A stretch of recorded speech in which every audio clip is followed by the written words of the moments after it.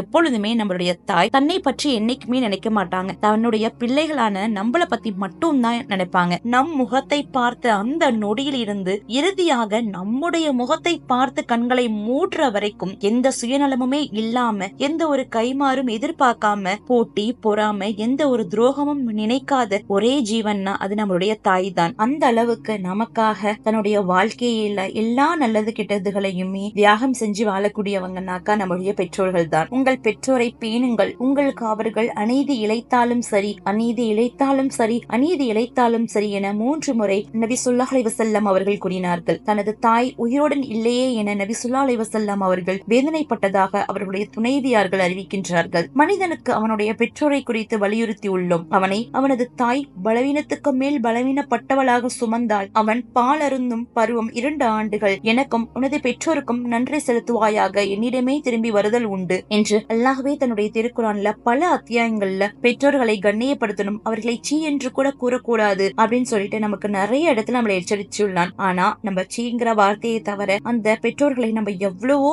உதாசனப்படுத்துறோம், எவ்வளவோ வார்த்தைகளை கொண்டு அவர்களை நோகடிக்கிறோம். எல்லாம் நம்ம எல்லாரையுமே பாதுகாக்கணும். எந்த ஒரு விஷயமுமே நம்ம கூட இருக்கிற வரைக்கும் அதோட அருமை தெரியாது. அதே மாதிரிதான் நம்மளுடைய பெற்றோர்களும் நம்ம கூட இருக்கிற வரைக்கும் அவங்கள ரொம்ப நம்ம உதாசனப்படுத்துவோம். ஆனா அவங்களுடைய காலத்துக்கு பிறகுதான் அவங்கள நினைச்சு நம்ம ரொம்பவுமே வருத்தப்படுவோம். அவங்கள நினைச்சு அதுக்கப்புறமா வருத்தப்பட்டு எந்த ஒரு பிரயோஜனமுமே கிடையாது. அவங்க இருக்கும் பொழுதே அவங்கள சிறப்பாக பார்த்து கொள்ள வேண்டிய கடமை நம்ம எல்லார்கிட்டயுமே உள்ளது. ஏன்னா அந்த தாய்ங்கிறவ நம்ம பிறக்கிறதுக்கு முன்னாடியே, நம்மளுடைய முகத்தை பார்ப்பதற்கு முன்னாடியே நமக்காக அழுது துவா செய்தவள் அந்த தாய். நம்ம சந்தோஷமாக வாழ வேண்டும்ங்கிறதுக்காக அவங்களுடைய எல்லா சந்தோஷத்தையுமே தியாகம் செஞ்சவங்க தந்தை. நம்முடைய தாய் நம்மை சுமக்கும் பொழுது அந்த பாரத்தை கூட சுகமாக உணர்வாள். பெற்றெடுக்கும் பொழுது ஏற்படும் வழியை இன்பமாக நினைப்பாள். நம்மை கஷ்டப்பட்டு பாடுபட்டு வளர்க்கும் பொழுது அதை அவள் தன் கடமை என்று நினைப்பாள். ஆனால் இன்றோ நாம் அல்லாஹ் பாதுகாத்தவர்களை தவிர எத்தனையோ பேர் அவர்களை பார்த்து கொள்வதை கடமைக்கு என்றும் பாரத்தோடும் பார்க்கிறோம். அல்லாஹ் பாதுகாக்கணும்.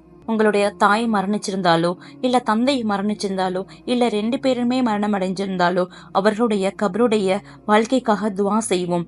மேலும் பெற்றோர்களை ஹயாத்தோடு பெற்றிருக்கும் பிள்ளைகளை நீங்கள் பாக்கியம் பெற்றவர்கள். இறைவனின் திருப்தியை பெறுவதற்கு இன்னும் உங்களுக்கு வாய்ப்பு வழங்கப்பட்டிருக்கிறது. அவர்கள் மரணித்த பிறகு கை செய்தப்படுவதை விட அவர்கள் இருக்கும் பொழுதே அவர்களுக்கான நன்றி கடன் செலுத்த தவறாதீர்கள். இந்த ரமலான் மாதத்திலே அவர்களுடைய ஆரோக்கியத்திற்காகவும் அவர்களுடைய நீண்ட ஆயுளுக்காகவும் அல்லாஹ்விடம் அதிகமாக துவா செய்வோம். அடுத்த ரமலானையும் அடைந்து ஒவ்வொரு ரமலானையும் அடையக்கூடிய பாக்கியத்தை அல்லாஹ் ரப்புல் ஆலமீன் அவர்களுக்கு தருவானாக. ஆமீன். அவர்களுக்காக அதிகம் துவா செய்யக்கூடிய பிள்ளைகளாக நம்மை ஆக்குவானாக. ஆமீன்.